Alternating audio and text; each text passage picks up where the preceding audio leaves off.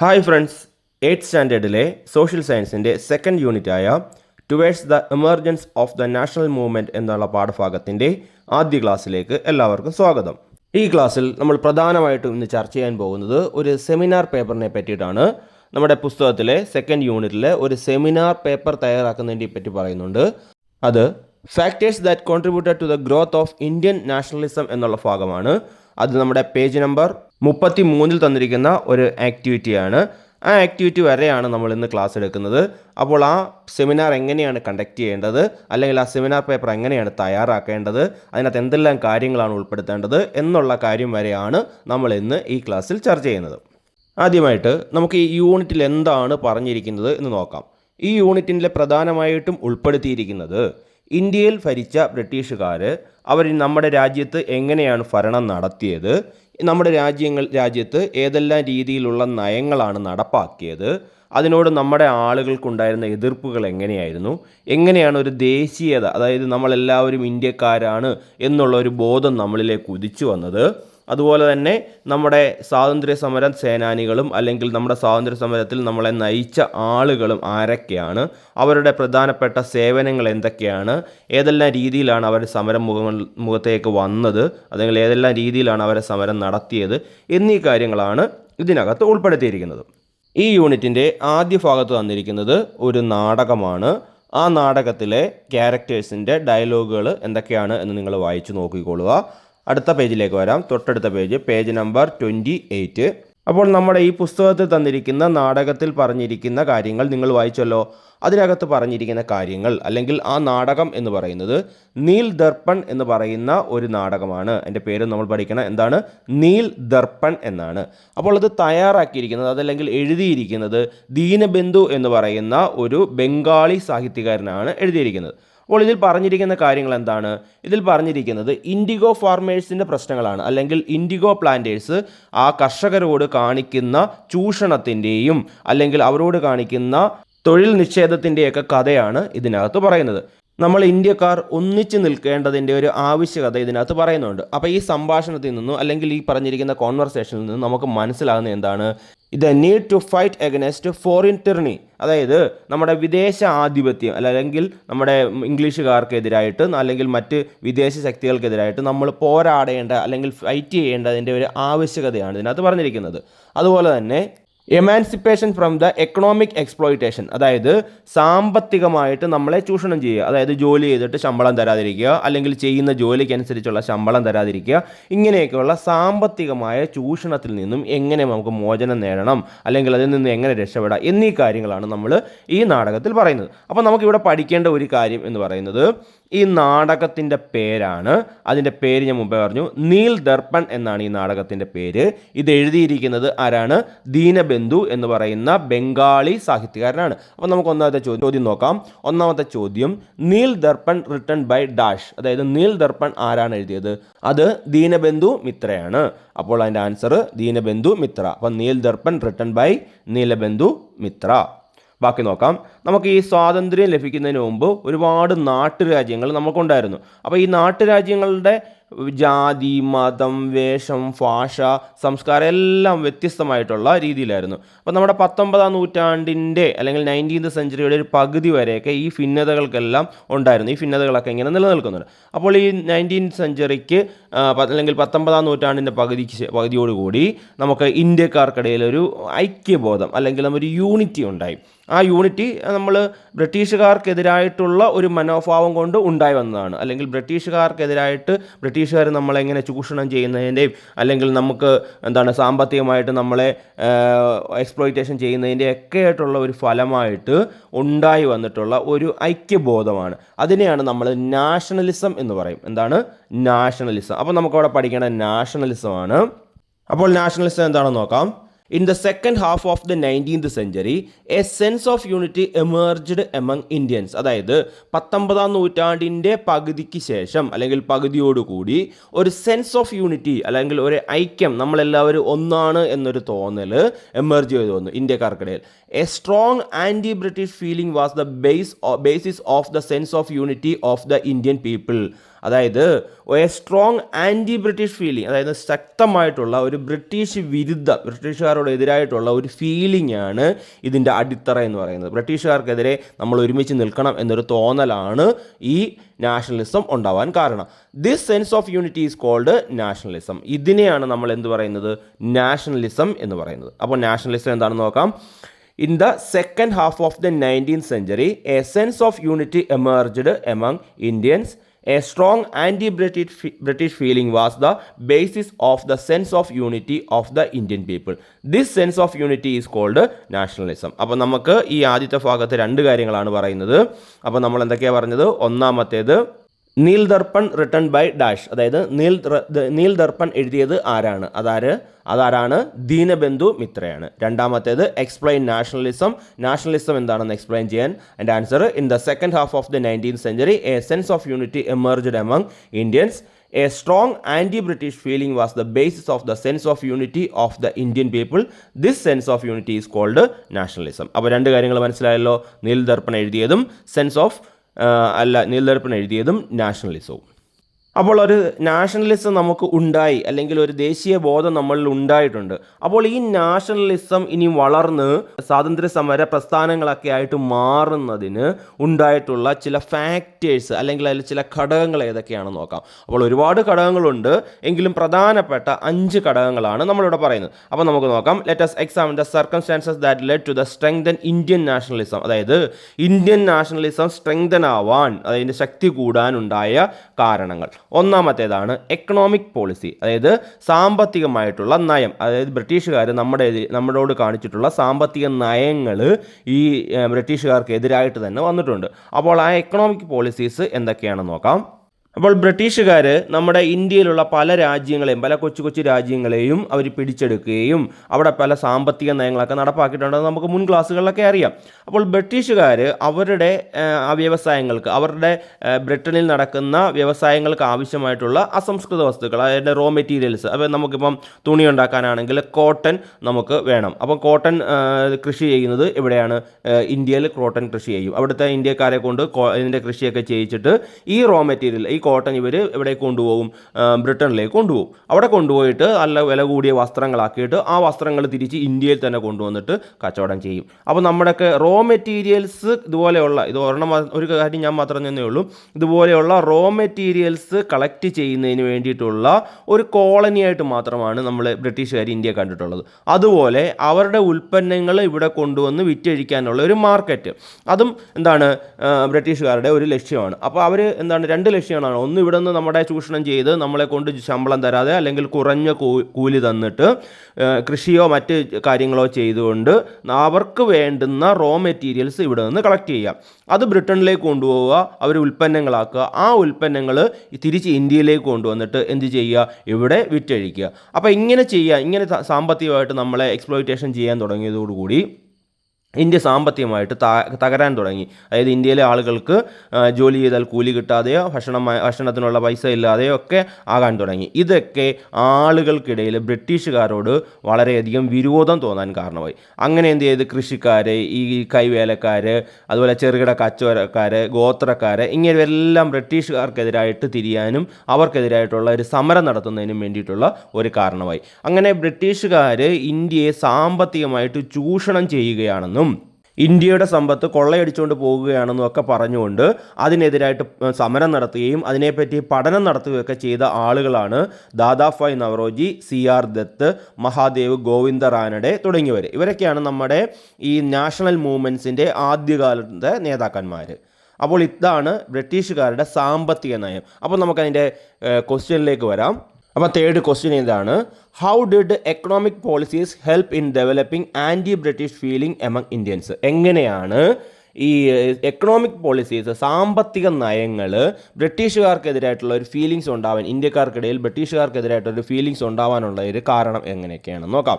അപ്പോൾ നമുക്ക് 4 പോയിൻ്റാണുള്ളത്. ഒന്നാമത്തേത്, India had become a colony for the collection of raw materials for the British industries and also a market for the British products. അതായത് India എന്ന് പറയുന്നത് ഒരു കോളനിയാണ്. എങ്ങനത്തെ colony for the collection of raw materials, അതായത് raw materials collect ചെയ്യാനുള്ള colony for the British industries, അതായത് ബ്രിട്ടനിലെ വ്യവസായങ്ങൾക്ക് വേണ്ടുന്ന റോ മെറ്റീരിയൽസ് കളക്ട് ചെയ്യാനുള്ള ഒരു കോളനി മാത്രമാണ്. അതുപോലെ തന്നെ also A market for the British product, British ഉൽപ്പന്നങ്ങളുടെ ഒരു മാർക്കറ്റ് കൂടിയായിട്ടാണ് ഇന്ത്യയെ കണ്ടത്.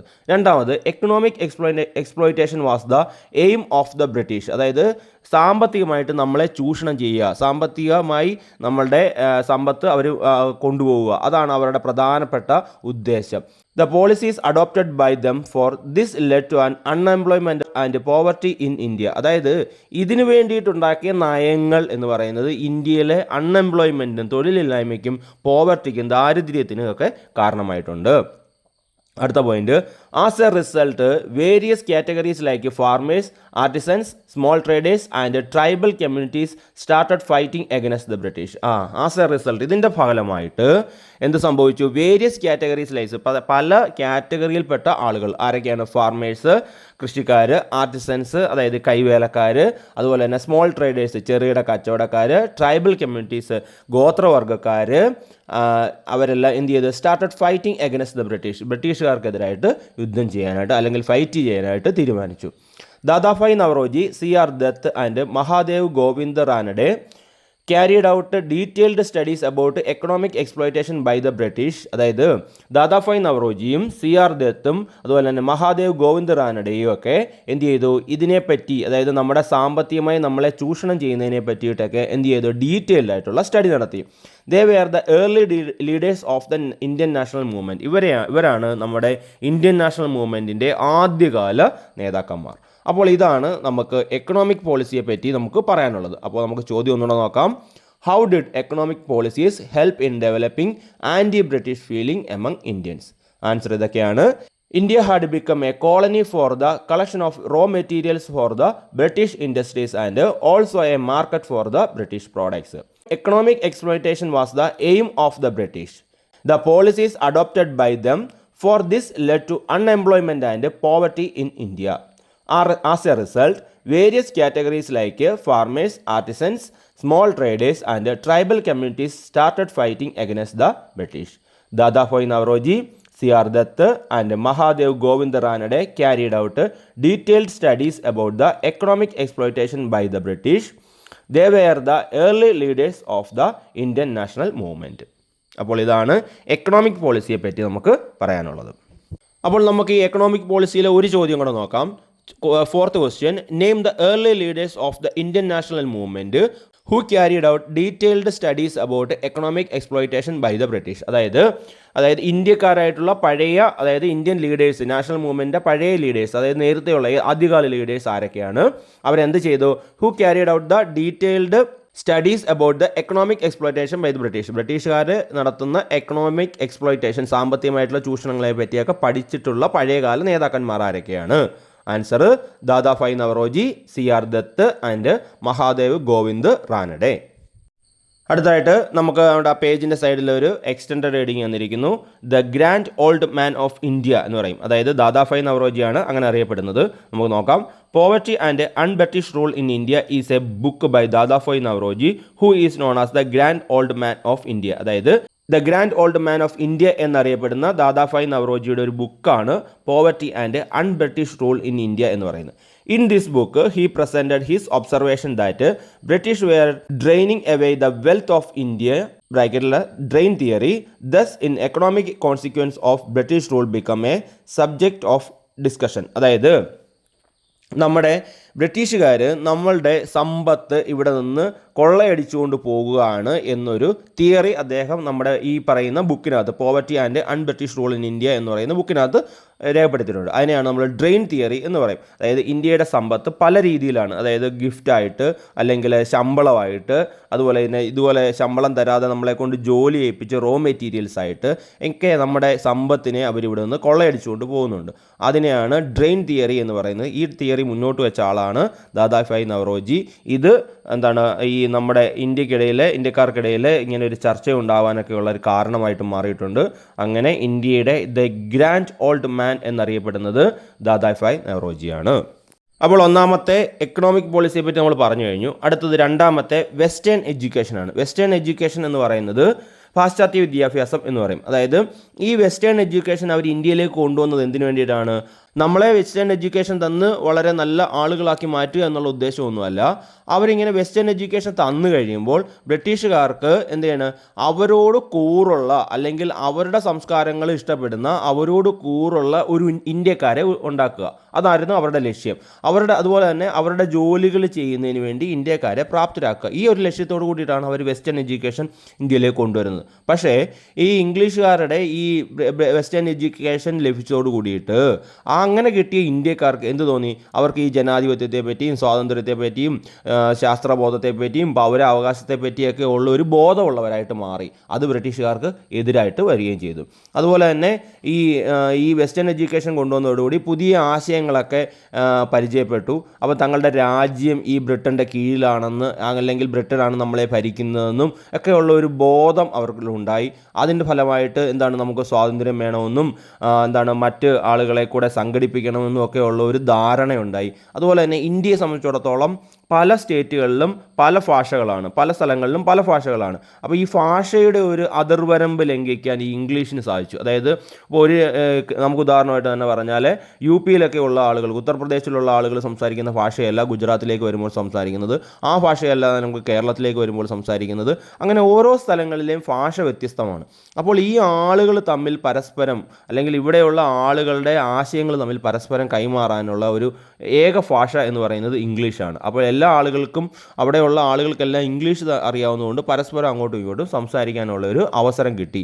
അങ്ങനെ നമ്മളെല്ലാവരും ഇന്ത്യക്കാരാണ് എന്നുള്ളൊരു ബോധം ഉണ്ടാകുകയും നമുക്ക് സ്വാതന്ത്ര്യം നേടിയെടുക്കണമെന്നൊക്കെ ഉള്ളൊരു ധാരണയുണ്ടായി. അപ്പോൾ വെസ്റ്റേൺ എഡ്യൂക്കേഷൻ എന്ന് പറയുന്നത് ഇന്ത്യക്കാർക്കിടയിൽ എന്തുണ്ട്, ഒരു നാഷണലിസം ഉണ്ടാവുന്നതിനുള്ള ഒരു കാരണമായി. അപ്പോൾ നമുക്ക് അവിടെ ഒരു ചോദ്യം അവിടെ തന്നെ വന്നിട്ടുണ്ട്. How did western education help in developing nationalism among Indians? അതായത് ഇന്ത്യക്കാർക്കിടയിൽ നാഷണലിസം ഉയർന്നു വരാൻ വെസ്റ്റേൺ എഡ്യൂക്കേഷൻ എങ്ങനെ കാരണമായി എന്നാണ് ചോദിച്ചിരിക്കുന്നത്. അപ്പോൾ നമുക്ക് അതിൻ്റെ ആൻസറിലേക്ക് നോക്കാം. The English educated Indians become conscious of democracy, freedom, egalitarian, equal justice, social temper and civil rights. അതായത് ഇംഗ്ലീഷ് വിദ്യാഭ്യാസം നേടിയ ഇന്ത്യക്കാർ, അതാണ് English educated Indians become conscious of democracy. അവരത് കോൺഷ്യസ് ആണ്, അതിനകത്ത് പറ്റി ഒരു ബോധമുണ്ടായി. എന്തിനെ പറ്റി? ഡെമോക്രസി, അതായത് ജനാധിപത്യം, അതുപോലെ തന്നെ ഫ്രീഡം, സ്വാതന്ത്ര്യം, ഈഗാലിറ്റേറിയൻ എന്ന് പറയുന്നത് സ്ഥിതി സമത്വമാണ്, അതുപോലെ തന്നെ ഈക്വൽ ജസ്റ്റിസ്, അതായത് തുല്യനീതി, സയൻറ്റിഫിക് ടെമ്പർ, അതായത് ശാസ്ത്രബോധം, ആൻഡ് സിവിൽ റൈറ്റ്സ്, അതായത് പൗരാവകാശം. ഇങ്ങനെയുള്ള കാര്യങ്ങളെ പറ്റിയിട്ട് ഉള്ള ഒരു ബോധം ഉണ്ടാവാൻ സാധിച്ചു. അടുത്തതായിട്ട്, English become the common language of exchange of ideas for the people coming from different parts of the country. അതായത് ഇംഗ്ലീഷ് എന്ന് പറയുന്നത് ഒരു കോമൺ ലാംഗ്വേജായി മാറി, ഒരു പൊതുവായിട്ടുള്ള ഒരു ഭാഷയായിട്ട് മാറി. എങ്ങനെ? പല സ്ഥലങ്ങളിൽ നിന്നുള്ള ആളുകളുടെ ആശയങ്ങൾ പരസ്പരം പങ്കുവെക്കുന്നതിന് വേണ്ടിയിട്ടുള്ള ഒരു പൊതുഭാഷയായിട്ട് ഇംഗ്ലീഷ് മാറി. അതാണ് പറയുന്നത് English become the common language of exchange of ideas for people coming from different parts of the country. അടുത്തത്, western education helped Indians to understand about the economic and social weakness of the country. അതായത് ഈ western education എന്ന് പറയുന്നത് ഇന്ത്യക്കാർക്ക് മനസ്സിലാക്കി കൊടുത്തു. എന്ത് മനസ്സിലാക്കി കൊടുത്തു? The economic and social weakness of the country. അതായത് സാമ്പത്തികമായിട്ട് സാമൂഹികമായിട്ട് നമ്മുടെ വീക്ക്നെസ്സുകൾ എന്തൊക്കെയാണെന്ന്, രാജ്യത്തിൻ്റെ വീക്ക്നെസ്സുകൾ എന്തൊക്കെയാണെന്ന് ആളുകൾക്ക് മനസ്സിലാക്കി കൊടുക്കുന്നതിന് ഈ ഇംഗ്ലീഷ് എഡ്യൂക്കേഷൻ അല്ലെങ്കിൽ വെസ്റ്റേൺ എഡ്യൂക്കേഷൻ നമ്മളെ സഹായിച്ചു. This led to the emergence of nationalism. ഇത് നാഷണലിസത്തിൻ്റെ, ദേശീയ ബോധത്തിൻ്റെ ഒരു ഉയർച്ചയ്ക്ക് കാരണമായി. അപ്പോൾ ചോദ്യം ഇതാണ്, how did western education help in developing nationalism among Indians? Answer ഇതാണ്, the English educated Indians become conscious of democracy, freedom, agitation, equal justice, scientific temper and civil rights. English become the common language of exchange of ideas for people coming from different parts of the country. Last point, Western education helped Indians to understand about the economic and social weakness of the country. This led to the emergence of nationalism. അപ്പോൾ ഇതാണ് അതിൻ്റെ answer. അപ്പോൾ 2 പോയിന്റുകളാണ് നമ്മൾ പറഞ്ഞത്. ഒന്ന് economic policy, രണ്ടാമത്തേത് western education. ഇനി മൂന്നാമത്തെ നോക്കാം. അടുത്തത് ലിറ്ററേച്ചർ ആൻഡ് ന്യൂസ് പേപ്പറാണ്, അതായത് നമ്മുടെ സാഹിത്യവും പത്രങ്ങളും ഒക്കെയാണ്.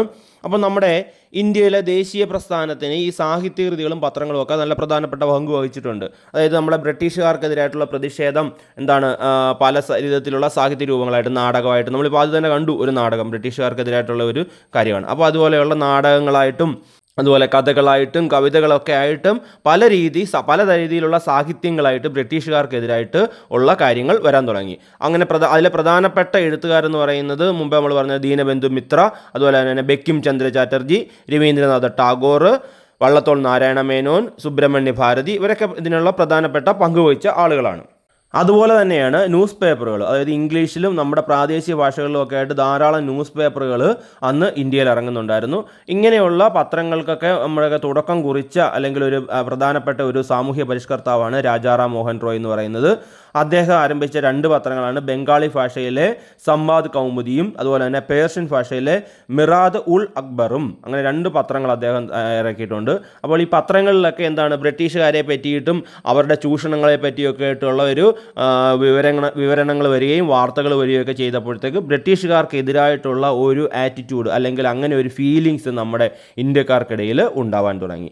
അങ്ങനെ ഈ നാഷണലിസം വളർന്നു വരുന്നതിനകത്ത് പത്രങ്ങളും ഇതുപോലെ തന്നെ മറ്റ് സാഹിത്യങ്ങളുമൊക്കെ പരമാവധി വലിയ പങ്ക് വഹിച്ചിട്ടുണ്ട്. അപ്പോൾ ഈ ബ്രിട്ടീഷുകാർക്ക് ഈ പത്രങ്ങൾ ഇങ്ങനെ പ്രചരിപ്പിക്കുന്നത് കാരണം അവർക്ക് എതിരായിട്ടുള്ള ഒരു നടപടി അല്ലെങ്കിൽ അവരുടെ പ്രവർത്തനങ്ങളെ മറ്റുള്ള ആളുകളിലേക്ക് എത്തിക്കുന്നു എന്നൊക്കെ തോന്നിയപ്പോൾ ഈ പത്രങ്ങളെയൊക്കെ നിയന്ത്രിക്കാനായിട്ട് അവർ തുടങ്ങി. അപ്പം പത്രങ്ങളെ നിയന്ത്രിക്കുന്നതിന് വേണ്ടിയിട്ട് അവരൊരു ആക്ട് കൊണ്ടുവന്നു. അതാണ് വെർണക്കുലർ പ്രസ് ആക്ട് എന്ന് പറയും. അപ്പോൾ അത് കൊണ്ടുവന്നിട്ടുള്ളത് ലോർഡ് ലിറ്റൺ ആണ്. അതായത് ലോർഡ് ലിറ്റൺ എന്ന് പറയുന്ന ആ ഒരു ബ്രിട്ടീഷ് ഉദ്യോഗസ്ഥനാണ് ഈ പറയുന്ന വെർണക്കുലർ പ്രസ് ആക്ട് എന്ന് പറയുന്ന ആക്ട് കൊണ്ടുവന്നത്. ഇത് എന്തിനു വേണ്ടിയിട്ടാണ് നമ്മൾ മുമ്പേ പറഞ്ഞത്? ഈ നമ്മുടെ നാട്ടുഭാഷ പത്രങ്ങളുണ്ടല്ലോ, നാട്ടിലെ ഇംഗ്ലീഷ് പത്രങ്ങൾ മാത്രമല്ല നമ്മുടെ പ്രാദേശിക ഭാഷയിൽ ഇറങ്ങുന്ന പത്രങ്ങളുണ്ട്. അങ്ങനെ നമ്മുടെ ഭാഷകളിൽ ഇറങ്ങുന്ന ഈ പത്രങ്ങളെയൊക്കെ നിയന്ത്രിക്കാനും അതിനകത്ത് ബ്രിട്ടീഷുകാർക്കെതിരായിട്ടുള്ള വാർത്തകൾ വരാതിരിക്കാനും ഒക്കെ വേണ്ടി നിയന്ത്രിക്കാൻ വേണ്ടിയിട്ട് കൊണ്ടുവന്ന ഒരു നിയമമാണ്. അപ്പോൾ ഇതാണ് നമുക്ക് ലിറ്ററേച്ചർ ആൻഡ് ന്യൂസ് പേപ്പർ എന്നുള്ള ഭാഗത്ത് പഠിക്കാനുള്ളത്. അപ്പോൾ നമുക്കവിടെ ഒരു ചോദ്യം തന്നെ വന്നിട്ടുണ്ട്.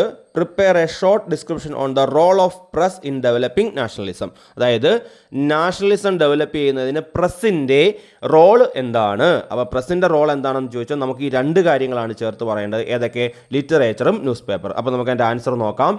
Literary works and news paper played an important role in spreading nationalism in India. അതായത് ഇന്ത്യയിൽ നാഷണലിസം സ്പ്രെഡ് ചെയ്യുന്നതിന് പ്രധാനപ്പെട്ട 2 പങ്ക് വഹിച്ച ആളുകളാണ്. ആരൊക്കെയാണ്?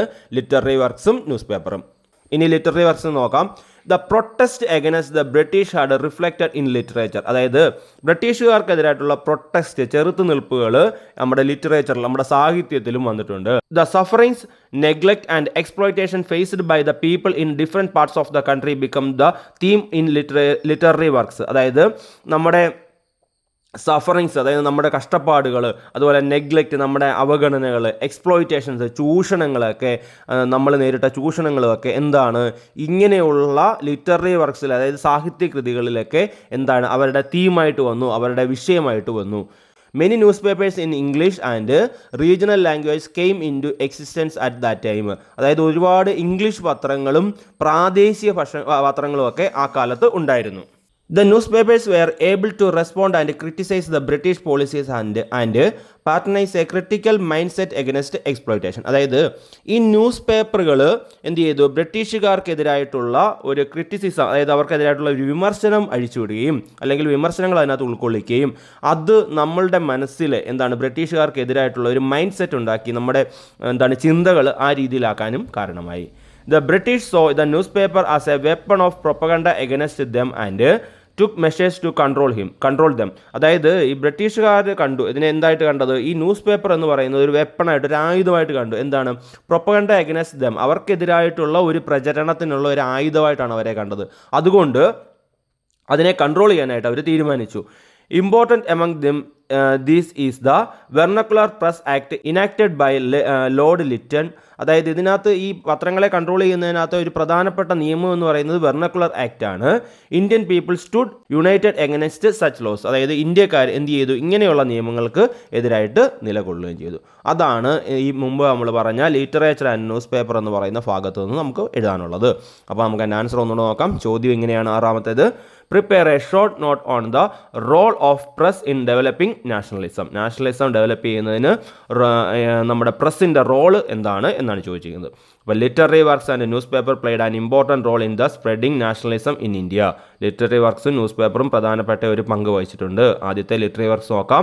The protest against the British had reflected in literature.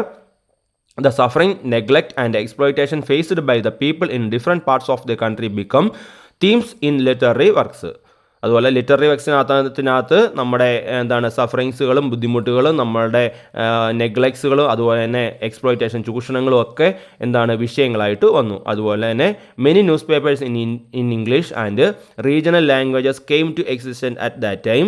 The newspapers were able to respond and criticise the British policies and patronise critical mind set against exploitation. അതായത് ന്നൂസ് പേപ്പറുകൾ എന്ത് ചെയ്തു, ബ്രിട്ടീഷുകാരെ വിമർശിക്കുകയും ഇന്ത്യക്കാർക്കിടയിൽ ബ്രിട്ടീഷുകാരോടുള്ള ഒരു തെറ്റായ മനോഭാവം എന്നല്ല, അവർക്കെതിരായിട്ടുള്ള ഒരു മനോഭാവം ഉണ്ടാക്കിയെടുക്കുന്നതിനൊക്കെയുള്ള കാരണമായി.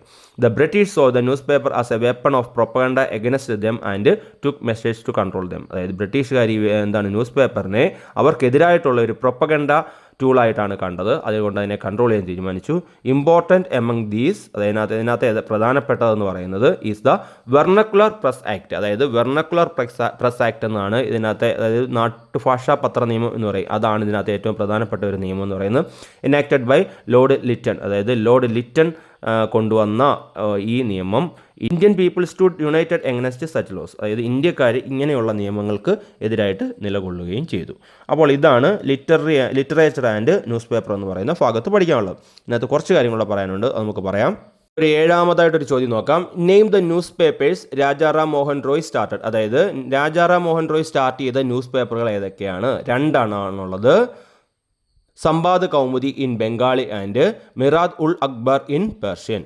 അപ്പോൾ അത് നമുക്ക് പഠിക്കണം. ആ രണ്ട് പത്രങ്ങളുടെയും പേര് പഠിക്കണം. അത് ബംഗാളിയിലും പേർഷ്യനിലുമുള്ള രണ്ട് പത്രങ്ങളാണ്. അടുത്ത എട്ടാമത്തെ ചോദ്യം, name the act enacted by Lord Lytton to control Indian newspaper. അതായത് ഇന്ത്യൻ ന്യൂസ് പേപ്പറുകളെ കൺട്രോൾ ചെയ്യാൻ ലോർഡ് ലിറ്റൺ കൊണ്ടുവന്നിട്ടുള്ള ആക്ട് ഏതാണ്? അതാണ് വെർണക്കുലർ പ്രസ് ആക്ട്. അത് തിരിച്ച് നമുക്ക് ചോദിക്കാം. അതുകൊണ്ടാണ് ലോർഡ് ലിറ്റൻ്റെ അടി നമുക്ക് വരയിട്ടിരിക്കുന്നത്. ഈ വെർണക്കുലർ പ്രസ് ആക്ട് എന്ന് പറയുന്നത് ആരാണ് കൊണ്ടുവന്ന് ചോദിച്ചു കഴിഞ്ഞാൽ അത് ലോർഡ് ലിറ്റൺ ആണ്.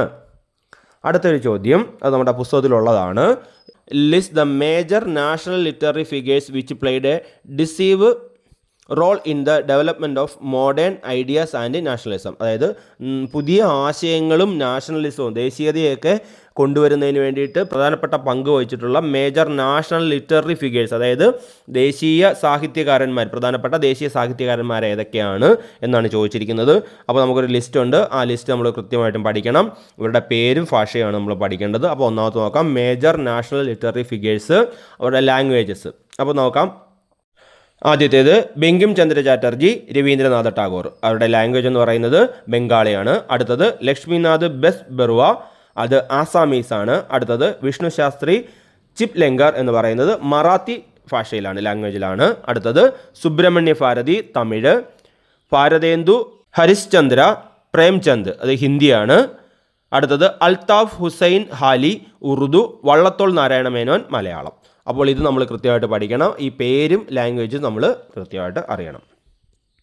അടുത്തായിട്ട് 10th question, list the important newspaper which played a decisive role in the development of modern ideas and nationalism. അതായത് മോഡേൺ ഐഡിയാസിനും നാഷണലിസത്തിന് വേണ്ടിയിട്ട് പ്രവർത്തിച്ചിട്ടുള്ള ന്യൂസ് പേപ്പറുകളും അവരുടെ ഭാഷകളും ഏതൊക്കെയാണെന്ന് നോക്കാം. ഒന്നാമത്തേത് അമൃത് ബസാർ പത്രിക, അത് ബംഗാളിയാണ്. അടുത്തതായിട്ട് the Hindu times of India, ഇംഗ്ലീഷാണ്. മാതൃഭൂമി അൽ അമീൻ എന്ന് പറയുന്നത് മലയാളമാണ്. അപ്പോൾ ഈ പത്രങ്ങളുടെ പേരും കൃത്യമായിട്ട് പഠിക്കണം. അപ്പോൾ ഇത്രയും കാര്യങ്ങളാണ് നമുക്ക് ലിറ്ററേച്ചർ ആൻഡ് ന്യൂസ് പേപ്പർ എന്നുള്ള ഭാഗത്ത് പഠിക്കാനുള്ളത്. അപ്പോൾ നമ്മൾ 3 പോയിന്റുകൾ പഠിച്ചു കഴിഞ്ഞു. ഒന്ന് എക്കണോമിക് പോളിസി, രണ്ടാമത്തെ വെസ്റ്റേൺ എഡ്യൂക്കേഷൻ, മൂന്നാമത്തെ ലിറ്ററേച്ചർ ആൻഡ് ന്യൂസ് പേപ്പർ. അടുത്തതായിട്ട് നമുക്കുള്ളതെന്ന് പറയുന്നത് സോഷ്യൽ റീഫോം മൂവ്മെൻറ്റ്സ് ആണ്. അപ്പോൾ സോഷ്യൽ റീഫോം മൂവ്മെൻറ്റ്സ് എന്ന് ഏതൊക്കെയാണ് നമുക്ക് നോക്കാം, അല്ലെങ്കിൽ അതിനകത്തെ പ്രധാനപ്പെട്ട ആളുകൾ ആരൊക്കെയാണെന്ന് നോക്കാം.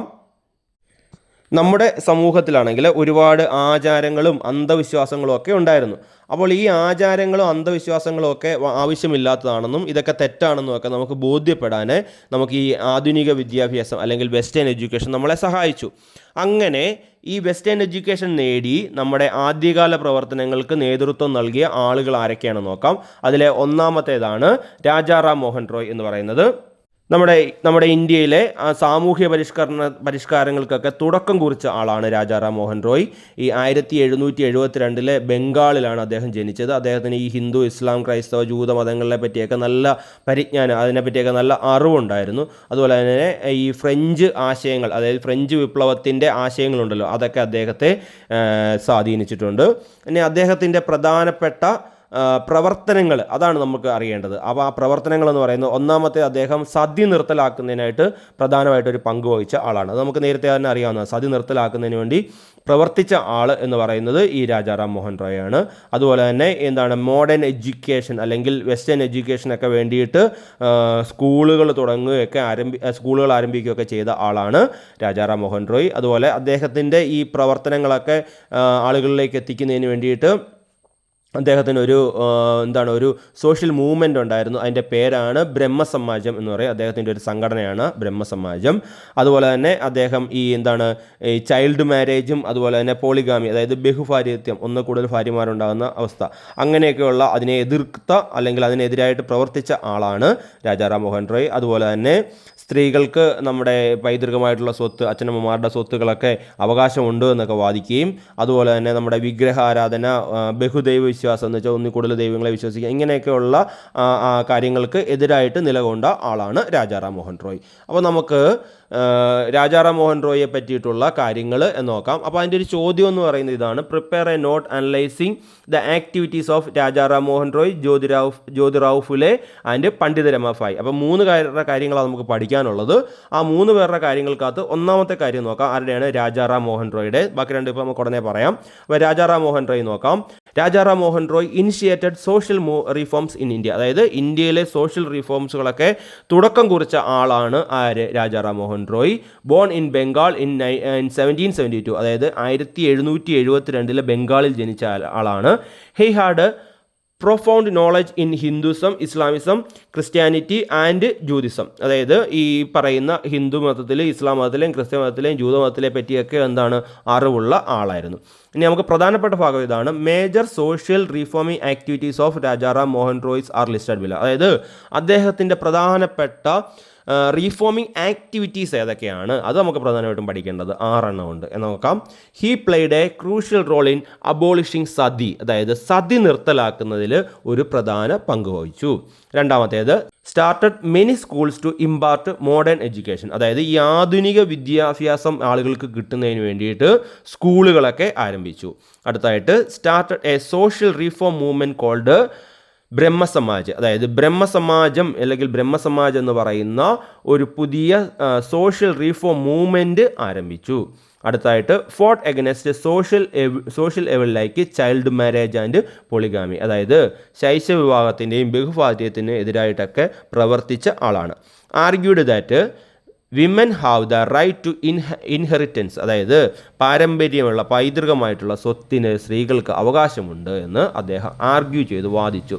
Stood against idolatry and polytheism. അതായത് വിഗ്രഹ ആരാധനയ്ക്കും ബഹുദൈവ വിശ്വാസത്തിനും എതിരായിട്ട് അദ്ദേഹം നിലകൊണ്ടു. അപ്പോൾ ഈ 6 പോയിന്റുകൾ നിർബന്ധമായിട്ടും പഠിക്കണം. ഒന്നും കൂടെ പറയാം. He played a crucial role in abolishing sati, started many schools to impart modern education, started a social reform movement called Brahmo Samaj, fort against social എവിൾസ് like child marriage and polygamy, argued that women have the right to inheritance, stood against ഐഡോളട്രി and പോളിത്തിസം. അടുത്തതായിട്ട് ജ്യോതിറാവ് ഫുലെയാണ്. അദ്ദേഹം ഈ മഹാരാഷ്ട്രയിലെ സ്ത്രീകൾക്കും താഴ്ന്ന ജാതിക്കാർക്കും വേണ്ടിയിട്ട് അവരുടെ അവകാശങ്ങൾക്ക് വേണ്ടിയിട്ടൊക്കെ പ്രവർത്തിച്ച ആളാണ്. അതുപോലെ തന്നെ അദ്ദേഹത്തിന് സത്യശോധക് സമാജം എന്നൊരു സംഘടനയുണ്ടായിരുന്നു, അങ്ങനൊരു മൂവ്മെൻ്റ് ഉണ്ടായിരുന്നു. അതുപോലെ തന്നെ ഈ വിധവകളുടെ വിവാഹം നടപ്പാക്കുക, വിധവകളുടെ മക്കളുടെ സംരക്ഷണം ഉറപ്പാക്കുക എന്നിവയൊക്കെയായിരുന്നു ഈ സംഘടനയുടെ പ്രധാന ഉദ്ദേശം എന്ന് പറയുന്നത്. അതുപോലെ തന്നെ സ്ത്രീകൾ, ദളിതർ അവർക്കൊക്കെ ആയിട്ട് നിരവധി വിദ്യാഭ്യാസ സ്ഥാപനങ്ങളൊക്കെ സ്ഥാപിച്ചു. പിന്നെന്താ, അദ്ദേഹത്തെ ഈ മഹാരാഷ്ട്രക്കാർ ആദരസൂചകമായിട്ട് മഹാത്മാ എന്നാണ് വിളിച്ചിരുന്നത്. അദ്ദേഹത്തിൻ്റെ എല്ലാ പ്രവർത്തനങ്ങൾക്കും അദ്ദേഹത്തിൻ്റെ ജീവിത പങ്കാളിയായ അദ്ദേഹത്തിൻ്റെ ഭാര്യയായ സാവിത്രിബായി ഫുലെ എപ്പോഴും കൂടെ ഉണ്ടായിരുന്നു. അവർ നിരവധി പെൺ പള്ളിക്കൂടങ്ങൾ, അതായത് സ്ത്രീകൾക്ക് വേണ്ടിയിട്ടുള്ള പള്ളിക്കൂടങ്ങളും അതുപോലെ തന്നെ നിശാ പാഠശാലകൾ, രാത്രികാലങ്ങളിൽ ജോലിക്ക് പോയിട്ട് വന്നതിന് ശേഷം പഠിക്കാൻ വേണ്ടിയിട്ടുള്ള പാഠശാലകളും ഒക്കെ സ്ഥാപിച്ച ഒരാൾ കൂടിയാണ് ഈ പറഞ്ഞ സാവിത്രിബായി ഫുലെ എന്ന് പറയുന്നത്. അപ്പോൾ ജ്യോതിറാവ് ഫുലെ പറ്റിയിട്ടാണ് നമുക്ക് നോക്കേണ്ടത്. അപ്പോൾ രണ്ടാമത്തെ നോക്കാം, Jyotirao Phule. Jyotirao Phule was A social reformer who fought for the fight of people who were considered lower caste in Maharashtra and for the women. അതായത് ജ്യോതിറാവ് ഫുലെ എന്ന് പറയുന്നത് സോഷ്യൽ റിഫോമറാണ്. അദ്ദേഹം പോരാടി ആർക്ക് വേണ്ടിയിട്ടാണ്? For the rights of people who were considered lower cast, അതായത് താഴ്ന്ന ജാതിക്കാർ എന്ന് കണക്കാക്കപ്പെടുന്ന ആളുകൾക്ക് വേണ്ടിയിട്ടും അതുപോലെ തന്നെ സ്ത്രീകൾക്ക് വേണ്ടിയിട്ട്, എവിടുത്തെ മഹാരാഷ്ട്രയിലെ താഴ്ന്ന ജാതിക്കാർക്കും സ്ത്രീകൾക്കും വേണ്ടിയിട്ട് പ്രവർത്തിച്ച ആളാണ്. അടുത്തത്, he formed an organisation named Satyashodhak Samaj for social reformation. അതായത് സാമൂഹ്യ പരിഷ്കരണങ്ങൾക്ക് വേണ്ടിയിട്ട് അദ്ദേഹം ഒരു ഓർഗനൈസേഷൻ സ്ഥാപിച്ചു. അതിൻ്റെ പേരാണ് സത്യശോധക് സമാജ് എന്ന് പറയുന്നത്. This organisation made effort for widow marriage and to provide protection to child of widows. അതായത് ഈ വിധവകളായിട്ടുള്ള സ്ത്രീകളുടെ വിവാഹത്തിന് വേണ്ടിയിട്ടും അതുപോലെ തന്നെ അവരുടെ കുഞ്ഞുങ്ങൾക്ക് വേണ്ടിയിട്ടുള്ള പ്രവർത്തനങ്ങളാണ് ഈ സംഘടന പ്രധാനമായിട്ടും ചെയ്തത്. He established many educational institutions for women and Dalits. അതായത് സ്ത്രീകൾക്കും ദളിതർക്കും വേണ്ടിയിട്ട് അദ്ദേഹം ഒരുപാട് വിദ്യാഭ്യാസ സ്ഥാപനങ്ങൾ തുടങ്ങി. The people of Maharashtra respectively called him Mahatma. അതായത് മഹാരാഷ്ട്രയിലെ ആളുകൾ അദ്ദേഹത്തെ ബഹുമാനപൂർവ്വം മഹാത്മാ എന്നും വിളിച്ചു. അപ്പോൾ ഇതാണ് ജ്യോതിറാവ് ഫുലെ പറ്റി പറയാനുള്ളത്. ഈ 5 പോയിന്റ് നമ്മൾ കൃത്യമായിട്ടും പഠിക്കണം. ഏതൊക്കെയാണ്? Jyotirao Phule was the social reformer who fought for the right of people who were considered lower caste in Maharashtra and for the women. രണ്ടാമത്തേത്, he formed an organisation named Satyashodhak Samaj for social reformation. മൂന്നാമത്തെ point, this organisation made effort for widow marriage and to provide protection to children of widows. നാലാമത്തെ point, he established many educational institution for women and Dalits. Last point, the people of Maharashtra respectively called him Mahatma. അടുത്ത മൂന്നാമത്തെ ആളാണ് പണ്ഡിത രമാഭായ്. പണ്ഡിത രമാഭായ് എന്ന് പറയുന്നത് നമ്മുടെ ഈ സാമൂഹ്യ പരിഷ്കരണ രംഗത്തെ ഒരു സ്ത്രീ സാന്നിധ്യമായിരുന്നു. അവർ കർണാടക സ്വദേശിയാണ്. അവർ സംസ്കൃതം, മറാത്തി, ബംഗാളി ഭാഷകളിലൊക്കെ വളരെയധികം പ്രാവീണ്യമുള്ള ആളാണ്. ഒരു കൊൽക്കത്ത സർവകലാശാല അധ്യാപിക കൂടിയായിരുന്നു. അവർക്ക് ഈ സംസ്കൃതത്തിലെ അഗാധമായ അറിവ് ഉള്ളതുകൊണ്ട് അവരെ പണ്ഡിത എന്നൊരു ബഹുമതി നൽകി ആദരിച്ചിട്ടുണ്ട്. പണ്ഡിത രമാഭായി ഇതുപോലെ തന്നെ ചൈൽഡ് മാരേജിന് എതിരായിട്ടും അല്ലെങ്കിൽ വിഡോ റീമാരേജിനും അല്ലെങ്കിൽ വിഡോസിൻ്റെ കുട്ടികളുടെ വിദ്യാഭ്യാസത്തിനും ഒക്കെ വേണ്ടിയിട്ട് പ്രവർത്തിച്ച ആളാണ്. അപ്പോൾ ഇങ്ങനെയുള്ള പ്രവർത്തനങ്ങൾക്ക് വേണ്ടിയിട്ട് അവരൊരു സംഘടനയുണ്ടാക്കി. അതിൻ്റെ പേരാണ് ആര്യ മഹിളാ സമാജ് എന്ന് പറയുന്നത്. അതുപോലെ തന്നെ ഈ വിധവകളുടെ പുനരധിവാസത്തിന് വേണ്ടി, വിധവകൾക്ക് വേണ്ടിയിട്ട് അവർ ശാരദാ സദനം എന്ന് പറയുന്ന ഒരു അഭയ കേന്ദ്രം ഉണ്ടാക്കി, ഒരു ഷെൽട്ടർ ഉണ്ടാക്കിയിട്ടുണ്ട്. അതുപോലെ തന്നെ സ്ത്രീകൾക്ക് തൊഴിൽ പരിശീലനം നൽകുന്നതിന് വേണ്ടിയിട്ട് മുക്തി മിഷൻ എന്ന് പറയുന്ന ഒരു പദ്ധതിയും അവർ കൊണ്ടുവന്നിട്ടുണ്ട്. ഈ 1889 ബോംബെയിൽ വെച്ച് നടന്ന ഇന്ത്യൻ നാഷണൽ കോൺഗ്രസിൻ്റെ സമ്മേളനത്തിൽ അവർ പങ്കെടുത്തിട്ടുണ്ട്. അപ്പം പണ്ഡിത രമാഭായിയെ പറ്റി നമുക്ക് നോക്കാം. Pandita Ramabai was a feminine presence in the field of social reform. അതായത് സോഷ്യൽ റിഫോമിലെ ഒരു സ്ത്രീ സാന്നിധ്യമായിരുന്നു Pandita Ramabai.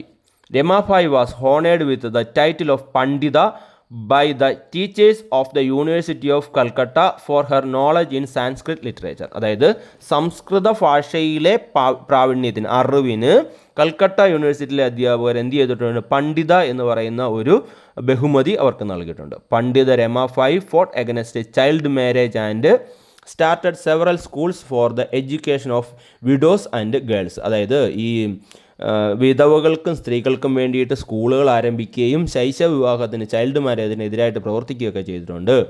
An organisation called Arya Mahila Samaj was established for such activities. അവരൊരു ഈ സംഘടന രൂപീകരിച്ചു. ആര്യ മഹിളാ സമാജ് എന്നാണ് അതിൻ്റെ പേര്. ഇങ്ങനെയുള്ള ആക്ടിവിറ്റീസിന് വേണ്ടിയിട്ടാണ് ഇത് സ്ഥാപിച്ചത്. A shelter called Sharada Sadan was started for the rehabilitation of widows. അതായത് വിഡോകളുടെ പുനരധിവാസത്തിന് വേണ്ടിയിട്ട് അവർ സ്ഥാപിച്ച ഷെൽട്ടറാണ് ശാരദാ സദൻ എന്ന് പറയുന്നത്. അതുപോലെ തന്നെ അവർ and a project called Mukti mission was started to provide vocational training for women. അതായത് സ്ത്രീകൾക്ക് തൊഴിൽ പരിശീലനം നൽകുന്നതിന് വേണ്ടി മുക്തി മിഷൻ എന്ന് പറയുന്ന ഒരു പ്രോജക്റ്റ് അവർ കൊണ്ടുവരികയും ചെയ്തു. അപ്പോൾ ഇത്രയുമാണ് പണ്ഡിത രമ ഭായിയെ പറ്റി പറയാനുള്ളത്. 5 പോയിന്റുകളാണുള്ളത്. ഒന്നുകൂടെ നോക്കാം. Pandita Rama bhai was a feminine presence in the field of social reforms. രണ്ടാമത്തെ point, Rama bhai was a honoured with the title of Pandita by the teachers of the university of Calcutta for her knowledge in Sanskrit literature. മൂന്നാമത്തെ point, Pandita Rama Bai fought against child marriage and started several schools for the education of widows and girls. നാലാമത്തെ point, an organisation called Arya Mahila Samaj was established for such activities. Last point, a shelter called Sharada Sadan was started for the rehabilitation of widows and a project called Mukti mission was started to provide vocational training for women. അപ്പോൾ ഇത്രയും കാര്യങ്ങൾ, ഈ 3 പോയിന്റുകൾ, 3 പേരുടെ കാര്യങ്ങൾ, ആരുടെ? രാജാറാം മോഹൻ റോയ്, ജ്യോതിറാവ് ഫുലെ, പണ്ഡിത രമ ഭായ്, ഈ 3 പേരുടെയും കൂടെ കാര്യങ്ങൾ ചേർത്ത് എഴുതുമ്പോഴാണ് നമ്മുടെ പറഞ്ഞ ചോദ്യത്തിൻ്റെ ആൻസർ ആവുന്നത്. ലാസ്റ്റ് നമുക്ക് ഇതും കൂടി എഴുതാം. Through social reform activities the self confidence of Indians grow and this led to the growth of nationalism. അതായത് ഇങ്ങനെയുള്ള സോഷ്യൽ റിഫോം ആക്ടിവിറ്റീസ് നമ്മുടെ ആളുകൾക്കിടയിൽ, ഇന്ത്യക്കാർക്കിടയിൽ എന്തുണ്ടാക്കി? ഒരു സെൽഫ് കോൺഫിഡൻസ് ഉണ്ടാക്കി, ആത്മവിശ്വാസം ഉണ്ടാക്കി. അത് നമ്മുടെ നാഷണലിസം വളരുന്നതിന് കാരണമായി. അപ്പോൾ നമ്മുടെ 11ാമത്തെ ചോദ്യം ഇതാണ്: prepare a note analysing the activities of Rajaram Mohan Roy, Jyotirao Phule and Pandita Rama bhai. അപ്പോൾ ഈ 3 പേരുടെയും കൂടെ ആക്ടിവിറ്റീസ് ഒന്ന് അനലൈസ് ചെയ്യാനാണ് പറഞ്ഞിരിക്കുന്നത്. അപ്പോൾ ഈ 3 പേരുടെ ആക്ടിവിറ്റീസ് നമ്മൾ എഴുതി വെക്കുക. അപ്പോൾ അത് അനലൈസ് ആയിക്കോളും. അപ്പോൾ ഇതാണ് നമുക്ക് ഈ ഒരു ചോദ്യത്തിൻ്റെ ഉത്തരവായിട്ടുള്ളത്. ഇനി നമുക്ക് ഈ ഭാഗത്തു നിന്നുള്ള ചില എ പാർട്ട് ക്വസ്റ്റ്യൻസ് നോക്കാം. അതാണിത്. ഒന്നാമത്തേത്, who played a crucial role in abolishing sati. Sati നിർത്തലാക്കുന്നതിന് പ്രധാനപ്പെട്ട പങ്ക് വഹിച്ച ആരാണ്? രാജാറാം മോഹൻ റോയ്. അടുത്തത് 13ാമത്തെ ചോദ്യം, Rajaram Mohan Roy started a social reform movement called dash. Rajaram Mohan റോയുടെ social റിഫോമിൻ്റെ പേരെന്താണ്? ബ്രഹ്മസമാജ്. അടുത്തത്, Jyotirao Phule formed an organisation named dash for social reformation. Jyotirao Phule തുടങ്ങിയ സോഷ്യൽ റിഫോർമേഷൻ്റെ ഓർഗനൈസേഷൻ്റെ പേര് സത്യശോചക് സമാജ്. അടുത്ത ചോദ്യം 15ാമത്തേത്, the people of Maharashtra respectfully called Jyotirao Phule dash. അതായത് മഹാരാഷ്ട്രയിലെ ആളുകൾ ജ്യോതിറാവ് ഫുലെയെ ബഹുമാനപൂർവ്വം വിളിച്ചത് Mahatma. Who established many education institutions for women and Dalits. വിമനും സ്ത്രീകൾക്കും ദളിറ്റ്സിനും വേണ്ടിയിട്ട് സ്കൂളുകൾ ആരംഭിച്ചവരാണ്? ജ്യോതിറാവ് ഫുലെയാണ്. അടുത്ത 17th question, Rama bhai was honoured with the title of dash by the teachers of the university of Calcutta for her knowledge in Sanskrit language. സംസ്കൃത ലാംഗ്വേജിലെ ഭാഷയിലെ അറിവിന് കൊൽക്കത്ത യൂണിവേഴ്സിറ്റിയിൽ നിന്നും രമ ഭായ്ക്ക് കിട്ടിയ ഹോണർ ഏതാണ്? Pandita. And organisation called Arya Mahila Samaj was established by dash. അതായത് ആര്യ മഹിളാ സമാജ് എന്ന് പറയുന്ന ഓർഗനൈസേഷൻ എസ്റ്റാബ്ലിഷ് ചെയ്തതാരാണ്? പണ്ഡിത രമ ഭായ്. അത് തിരിച്ചും ചോദിക്കാം, പണ്ഡിത രമ ഭായിയുടെ ഓർഗനൈസേഷൻ്റെ പേരും ചോദിക്കാം. അത് ആര്യ മഹിളാ സമാജാണ്.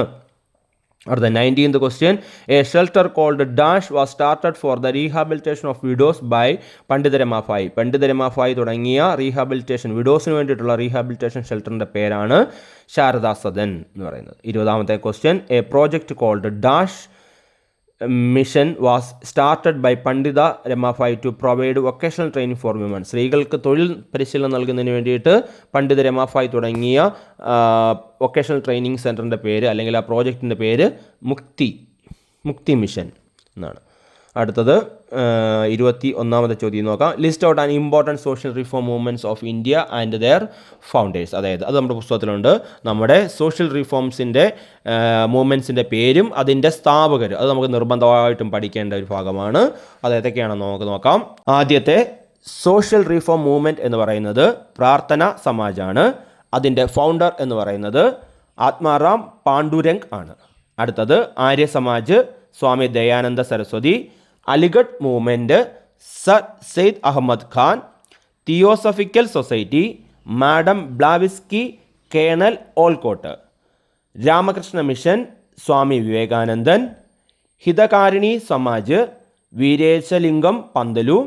അടുത്തത് സ്വാഭിമാന പ്രസ്ഥാനം EV രാമസ്വാമി നായ്ക്കർ, ശ്രീനാരായണ ധർമ്മപരിപാലന യോഗം ശ്രീനാരായണ ഗുരു, ലാസ്റ്റ് സാധുജന പരിപാലന സംഘം അയ്യങ്കാളി. അപ്പോൾ ഇത്രയും കാര്യങ്ങൾ കൃത്യമായിട്ടും പഠിക്കണം. ഇതിൻ്റെ ഫൗണ്ടേഴ്സും ആ സോഷ്യൽ റീഫോം മൂവ്മെൻറ്റ്സിൻ്റെ പേരും കൃത്യമായിട്ട് അറിയണം. ഇനി ലാസ്റ്റ് 5ാമത്തെ പോയിന്റ് എന്ന് പറയുന്നത് ട്രാൻസ്പോർട്ട് ആൻഡ് കമ്മ്യൂണിക്കേഷൻ ആണ്. അപ്പോൾ നമ്മൾ 4 പോയിന്റ് ഇതുവരെ പഠിച്ചു കഴിഞ്ഞു. അത് ഏതൊക്കെയാണ് ഒന്നുകൂടെ പറയാം. Economic policy, western education, literature and news paper, അതുപോലെ തന്നെ സോഷ്യൽ റീഫോം മൂവ്മെൻറ്റ്സ്. ഈ 4 പോയിൻ്റാണ് പഠിച്ചത്. അപ്പോൾ ഇനി 5ാമത്തെ പോയിൻ്റാണ് നമ്മൾ പഠിക്കാൻ പോകുന്നത്. അത് ട്രാൻസ്പോർട്ട് ആൻഡ് കമ്മ്യൂണിക്കേഷൻ ആണ്. അപ്പോൾ ബ്രിട്ടീഷുകാർ അവരുടെ വ്യാപാരത്തിന് വേണ്ടിയിട്ടും അവരുടെ ഇൻഡസ്ട്രിക്കും അവരുടെ മിലിറ്ററി ആവശ്യങ്ങൾക്കൊക്കെ വേണ്ടിയിട്ട് എന്ത് ചെയ്ത് ഈ ഗതാഗത വാർത്താവിനിമയ സംവിധാനങ്ങളൊക്കെ വിപുലീകരിച്ചു. അതുപോലെ റെയിൽവേ ആരംഭിച്ചു, പോസ്റ്റൽ സംവിധാനം കൊണ്ടുവന്നു, ഈ കമ്പിത്തപാൽ കൊണ്ടുവന്നു. ഇതൊക്കെ കൊണ്ടുവരികയും നമ്മുടെ ഈ സാധനങ്ങളൊക്കെ എളുപ്പത്തിൽ ഒരു ഭാഗത്തു നിന്ന് മറ്റൊരു ഭാഗത്തേക്ക് കൊണ്ടുപോകുന്നതിന് റോഡുകളൊക്കെ വികസിപ്പിച്ചു. അങ്ങനെ നമ്മുടെ ഇന്ത്യയിലെ ട്രാൻസ്പോർട്ട് ആൻഡ് കമ്മ്യൂണിക്കേഷൻ എല്ലാം ഈ ബ്രിട്ടീഷുകാർ വികസിപ്പിച്ചു. അത് അവരുടെ ആവശ്യങ്ങൾക്ക് വേണ്ടി അവർ ചെയ്തതാണ്. പക്ഷേ ഈ സൗകര്യങ്ങൾ ഇന്ത്യക്കാരെ സഹായിച്ചു. എങ്ങനെയാണ്? അതുവഴിയിട്ട് നമുക്ക് ഈ നാഷണലിസം ഉണ്ടാവാനും നാഷണൽ ബോധം ഉണ്ടാവാനും ആളുകൾക്ക്, അതായത് ഈ നേതാക്കന്മാർക്ക് പല സ്ഥലങ്ങളിലേക്ക് യാത്ര ചെയ്യുന്നതിനും ഒക്കെ ഈ പറയുന്ന സംവിധാനം, അല്ലെങ്കിൽ പല രീതിയിൽ നമുക്ക് പോസ്റ്റൽ സംവിധാനം ഉപയോഗിച്ചുകൊണ്ട് ആശയങ്ങൾ പരസ്പരം കൈമാറുന്നതിനും യാത്ര ചെയ്യുന്നതിനുമൊക്കെ ഈ പറയുന്ന ട്രാൻസ്പോർട്ട് ആൻഡ് കമ്മ്യൂണിക്കേഷൻ എന്ന് പറയുന്ന ബ്രിട്ടീഷുകാർ വികസിപ്പിച്ചെടുത്ത ഈ സംവിധാനം നമുക്ക് പ്രയോജനപ്പെട്ടു, ഇന്ത്യക്കാർക്ക് പ്രയോജനപ്പെട്ടു. അതുപോലെ തന്നെ അവരെന്ത് ചെയ്തു? ഒരു ഏകീകൃത ഭരണ സംവിധാനം കൊണ്ടുവന്നു. അതായത് ഇന്ത്യ മുഴുവൻ എല്ലായിടത്തും ഒരേ രീതിയിലുള്ള ഭരണ സംവിധാനം കൊണ്ടുവന്നു. അതുപോലെ തന്നെ നിയമവ്യവസ്ഥകൾ കൊണ്ടുവന്നു. അതുപോലെ തന്നെ കോയിനുകൾ കൊണ്ടുവന്നു, നാണയങ്ങളൊക്കെ കൊണ്ടുവന്നു. ഇതൊക്കെ നമ്മളുടെ ഇന്ത്യക്കാരുടെ എന്തുണ്ട്? ഒരു ഐക്യബോധം, നമ്മളെല്ലാവരും ഇന്ത്യക്കാരാണ് എന്നൊരു തോന്നലുണ്ടാക്കുന്നതിന് കാരണമായിട്ടുണ്ട്. അപ്പോൾ ഇതാണ് നമുക്ക് അടുത്ത ചോദ്യമായിട്ട് പറയേണ്ടത്. How did transport and communication help in developing nationalism among Indians? അതായത് ഇന്ത്യക്കാർക്കിടയിൽ ട്രാൻസ്പോർട്ട് ആൻഡ് കമ്മ്യൂണിക്കേഷൻ എങ്ങനെയാണ് സഹായിച്ചത് നാഷണലിസം ഉണ്ടാകുന്നതിന് വേണ്ടിയിട്ട്? അപ്പോൾ ആൻസർ ഇങ്ങനെയാണ്. The British expanded transport and communication facilities in India for trade, industry and military purpose. അതായത് ബ്രിട്ടീഷുകാർ ട്രാൻസ്പോർട്ടും communication ഫെസിലിറ്റീസും ഒക്കെ എന്ത് ചെയ്ത്? എക്സ്പാൻഡ് ചെയ്ത് വികസിപ്പിച്ചു. എന്തിനു വേണ്ടിയിട്ട്? ട്രേഡിനും ഇൻഡസ്ട്രിക്കും അതുപോലെ തന്നെ മിലിറ്ററി പർപ്പസിനും വേണ്ടിയിട്ട്. They started the railways, postal systems and telegraph service. അവരെന്തൊക്കെ തുടങ്ങി? റെയിൽവേ തുടങ്ങി, പോസ്റ്റൽ തുടങ്ങി, ടെലഗ്രാഫ് തുടങ്ങി. They also improved the road transport system to ease the movement of goods. അതായത് സാധനങ്ങൾ കൊണ്ടുപോകുന്നതിന് വേണ്ടിയിട്ട് അവരെന്ത് ചെയ്തു? റോഡ് സിസ്റ്റം വികസിപ്പിച്ചു. These facilities helped people to travel to all parts of India, communicate and understand each other. ഈ സൗകര്യം നമുക്ക് ഇന്ത്യക്കാർക്ക് എന്ത് ചെയ്ത്? പരസ്പരം യാത്ര ചെയ്യുന്നതിനും അങ്ങോട്ടും ഇങ്ങോട്ടും യാത്ര ചെയ്യുന്നതിനും കമ്മ്യൂണിക്കേറ്റ് ചെയ്യുന്നതിനും ആളുകളെ പരസ്പരം മനസ്സിലാക്കുന്നതിനുമൊക്കെ സഹായിച്ചു. In this way the idea of nationalism emerged and the national movement strengthened. ഇങ്ങനെയാണ് നമുക്ക് ഐഡിയ ഓഫ് നാഷണലിസം എമർജ് ചെയ്ത് നമ്മൾ ഇന്ത്യക്കാരാണ് എന്നൊരു തോന്നൽ നമുക്ക് എല്ലാവർക്കും ഉണ്ടായത്. അങ്ങനെ നമ്മുടെ നാഷണൽ മൂവ്മെൻറ്റ് സ്ട്രെങ്തനായി. എൻ്റെ കൂടെ ഒരു കാര്യം കൂടെ പറയണം. Implementation of the unified administrative system, legal system and currency system also created a sense of unity among the people. അതായത് യൂണിഫൈഡ് അഡ്മിനിസ്ട്രേറ്റീവ് സിസ്റ്റം, അതായത് എല്ലായിടത്തും ഒരേപോലെയുള്ള ഭരണ സംവിധാനം, ലീഗൽ സിസ്റ്റം നിയമ സംവിധാനം ആൻഡ് കറൻസി സിസ്റ്റം നമ്മുടെ നാണയ സിസ്റ്റം ഒക്കെ, നാണയങ്ങൾ ഒക്കെ കൊണ്ടുവന്നതോടുകൂടി നമ്മളെല്ലാവരും ഇന്ത്യക്കാരാണ്, ഒരേ ആളുകളാണ് എന്നൊരു തോന്നൽ നമുക്ക് എല്ലാവർക്കും ഇടയിലുണ്ടായി. അപ്പോൾ ഇതാണ് ട്രാൻസ്പോർട്ട് ആൻഡ് കമ്മ്യൂണിക്കേഷൻ സിസ്റ്റം നമ്മളെ എങ്ങനെ ചെയ്തത്? നാഷണലിസം വളരുന്നതിന് ഹെൽപ്പ് ചെയ്തത്. അപ്പോൾ ആൻസർ ഇതാണ്. The British expand transport and communication facilities in India for trade, industry and military purpose. They started the railways, postal system and telegraph service. They also improve the road transport system to ease the movement of goods. These facilities helped people to travel to all parts of India, communicate and understand each other. In this way, the idea of nationalism emerged and the national movement strengthened. The implementation of a unified administrative system, legal system and currency system also created a sense of unity among the people. അപ്പോൾ ഇത്രയുമാണ് നമുക്ക് ഈ ഭാഗത്തു നിന്നുള്ള ചോദ്യം. ഇനി നമുക്ക് ഏറ്റവും പ്രധാനപ്പെട്ട ഭാഗത്തിലേക്ക് വരാം. അതിതാണ് നമ്മുടെ സെമിനാറാണ്. അപ്പോൾ അതിൻ്റെ ചോദ്യം ഇവിടെയുണ്ട്. Prepare a seminar paper on the topic factors that contributed to the growth of Indian nationalism. അതായത് ഇന്ത്യയിൽ നാഷണലിസം വളരുന്നതിന് കാരണമായിട്ടുള്ള ഫാക്ടേഴ്സ് ഏതൊക്കെയാണെന്ന് നമുക്കറിയാം. 5 ഫാക്ടേഴ്സ് ഏതൊക്കെയാണെന്ന് അറിയാം. അതിനെപ്പറ്റി ഒരു സെമിനാർ തയ്യാറാക്കാണ് പറഞ്ഞത്. അവിടെ ഇൻഡിക്കേറ്റേഴ്സ് തന്നിട്ടുണ്ട്. ഏതൊക്കെയാണ്? എക്കണോമിക് പോളിസി, അത് നമ്മൾ പഠിച്ചതാണ്. അതുപോലെ തന്നെ വെസ്റ്റേൺ എഡ്യൂക്കേഷൻ, അത് നമ്മൾ പഠിച്ചു. സോഷ്യൽ റീഫോം മൂവ്മെൻറ്റ്സ്, അത് നമ്മൾ പഠിച്ചു. ട്രാൻസ്പോർട്ട് ആൻഡ് കമ്മ്യൂണിക്കേഷൻ, അതും പഠിച്ചു. Literature and news paper. അങ്ങനെ ഈ 5 പോയിന്റുകൾ വെച്ചുകൊണ്ട് ഒരു സെമിനാർ തയ്യാറാക്കാനാണ് പറഞ്ഞിരിക്കുന്നത്.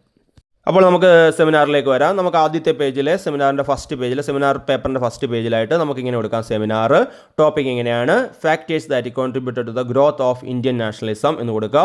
നെയിം, അവിടെ നിങ്ങളുടെ പേര്, സ്കൂളിൻ്റെ പേര്, ക്ലാസ്, ഡിവിഷൻ, ഡേറ്റ്, ഇതെല്ലാം ആദ്യത്തെ ഫസ്റ്റ് പേജിലായിട്ട് നമ്മൾ കൊടുക്കുക. ഇനി നമുക്ക് സെക്കൻഡ് പേജിലേക്ക് വരുമ്പോൾ ആദ്യമായിട്ട് നമുക്ക് വേണ്ടത് ഇൻട്രൊഡക്ഷൻ ആണ്. അപ്പോൾ ഇൻട്രൊഡക്ഷൻ ആയിട്ട് ഇങ്ങനെ കൊടുക്കാം. അത് നമ്മൾ മുമ്പേ പഠിച്ച കാര്യം തന്നെയാണ്. In the second half of the 19th century a sense of unity emerged among Indians.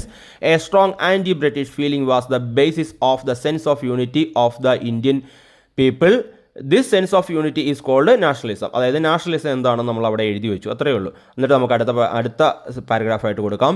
Let us examine the circumstances that led the strengthen Indian nationalism, അതായത് ഇന്ത്യൻ നാഷണലിസം സ്ട്രെങ്തൻ ചെയ്യാനുള്ള സർക്കംസ്റ്റാൻസസ് ഓർ അല്ലെങ്കിൽ the factors that contributed to the growth of Indian nationalism. അതായത് Indian nationalism growth വളർച്ചയ്ക്കുണ്ടായ factors എന്തൊക്കെയാണെന്ന് നോക്കാം. അപ്പോൾ 5 ഫാക്ടേഴ്സാണ് നമുക്കറിയാം. ഒന്നാമത്തെ എക്കണോമിക് പോളിസി നമ്മൾ നേരത്തെ പറഞ്ഞതാണ്. നമ്മൾ പഠിച്ച പോയിന്റുകൾ അതേപോലെ എഴുതുന്നു, അതുമാത്രമേ ഉള്ളൂ. അപ്പോൾ നോക്കാം. India had become a colony for the collection of raw materials for the British industries and also a market for the British products. രണ്ടാമത്തെ point, economic exploitation was the aim of the British. The policy adopted by them for this led to an unemployment and poverty in India. മൂന്നാമത്തെ point, as a result various categories like farmers, artisans, small traders and tribal communities started fighting against the British. Last point, Dadabhai Naoroji, C.R. Dutt and Mahadev Govind Ranade carried out detailed studies about the economic exploitation by the British. They were the early leaders of the Indian national movement. These economic policies help in developing anti-British feeling among Indians. അപ്പോൾ economic പോളിസിയെ പറ്റി അത്ര എഴുതുക. അടുത്തത് western education, രണ്ടാമത്തേത്. ഞാൻ explain ചെയ്ത് തരുന്നില്ല, വെറുതെ വായിക്കുന്നത് മാത്രമേ ഉള്ളൂ. The English educated Indians become conscious of democracy, freedom, egalitarianism, equal justice, social temper and civil rights. അടുത്ത point, English become the common language of exchange of ideas for people coming from different parts of the country. മൂന്നാമത്തെ point, western education helped Indians to understand about the economic and social weakness of the country. This led to the emergence of nationalism. അപ്പോൾ western എഡ്യൂക്കേഷനെ പറ്റി അടുത്ത എഴുതുക. അടുത്ത literature and news പേപ്പറിനെ പറ്റി നോക്കാം. Literary works and news paper played an important role in spreading nationalism in India. ഒന്നാമത്തെ literature, the protest against the British had reflect in literature the sufferings, neglects and exploitation faced by the people in different parts of the country become themes in literary works. അപ്പോൾ ആ ലിറ്ററേച്ചറിനെ പറ്റി അത്രയാണ് എഴുതേണ്ടത്. പിന്നെ നമ്മളോട് ഒരു appendix എന്ന് പറഞ്ഞൊരു സാധനം ഉദ്ദേശിക്കുന്നുണ്ട്. അത് ഇതാണ് some major national literary figures which played a decisive role in the development of modern ideas and nationalism are in appendix 1. അത് നമ്മൾ അപ്പൻഡിക്സ് കൊടുക്കുന്നുണ്ട്, നമ്മളിവിടെ കൊടുക്കുന്നില്ല കേട്ടോ. അത് നമുക്ക് താഴേക്ക് വരുമ്പോൾ കാണാം അപ്പൻഡിക്സ് എങ്ങനെയാണ് കൊടുത്തിരിക്കുന്നത്. അടുത്ത രണ്ടാമത്തെ ന്യൂസ് പേപ്പർ നോക്കാം. Many newspapers in English and regional language came into existence at that time.